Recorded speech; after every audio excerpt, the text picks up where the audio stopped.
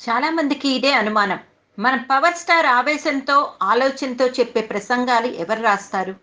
నిజంగానే అవన్నీ పవన్ కళ్యాణ్ ఆలోచనలా? లేక తనకు రైటింగ్ టీం ఉందా? లేదంటే మాటల మాంత్రికుడు, ఆయన క్లోజ్ ఫ్రెండ్ త్రివిక్రమ్ రాసే ప్రసంగాలా అవి? పవన్ అభిమానులకు తప్ప అందరిలోనూ ఇవే అనుమానాలు. మరీ ముఖ్యంగా ఇవి త్రివిక్రమ్ రాసిన మాటలని ఏదో మూలాన డౌట్. ఇదే డౌట్ పవన్ కళ్యాణ్ త్రివిక్రమ్‌కి దగ్గర స్నేహితుడైన బండ్ల గణేష్‌ని అడిగారు ఒక టాక్ షోలో.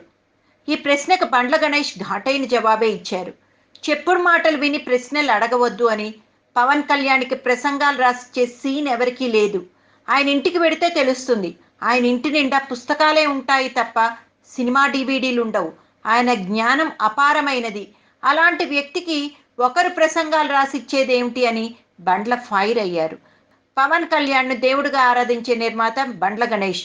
పవన్ ప్రస్తుతం అనుసరిస్తున్న రాజకీయ వ్యవహార శైలిపై, పవన్ ఎత్తుగడలపై బండ్ల ఆసక్తికర వ్యాఖ్యలు చేశాడు.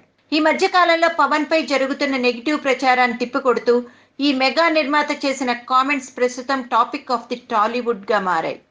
అందరు రాజకీయ నేతల మాదిరిగా కుంభకోణాలు చేయడం పవన్ కళ్యాణ్‌కి రాదు అంటూ, ప్రాజెక్ట్‌లో కమిషన్ తీసుకోవడం పవన్‌కు తెలియదంటూ సంచలన వ్యాఖ్యలు చేశాడు బండ్ల.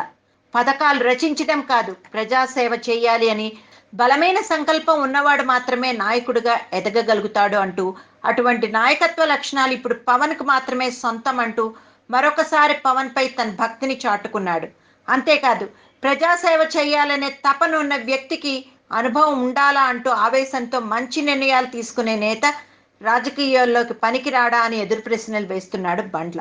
ఏదో ఒకరోజు పవన్ కళ్యాణ్ సీఎం కావడం తథ్యం అని జోస్యం చెప్తూ, నిజాయితీగా ఉన్న ఆయనకు దేవుడిచ్చే బహుమతి అదేనని అంటూ పవన్కు తన మాటల సపోర్ట్ను తెలియచేశాడు.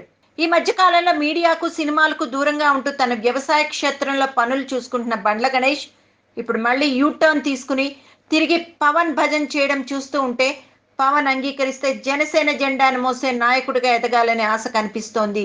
అయితే పొగడ్తలకు అత్యంత దూరంగా ఉండే పవన్ మనస్తత్వాన్ని బండ్ల పొగడ్తలు ప్రభావితం చేయగలుగుతాయా అన్నదే ప్రశ్న అని ఇండస్ట్రీ వర్గాలు అభిప్రాయపడుతున్నారట.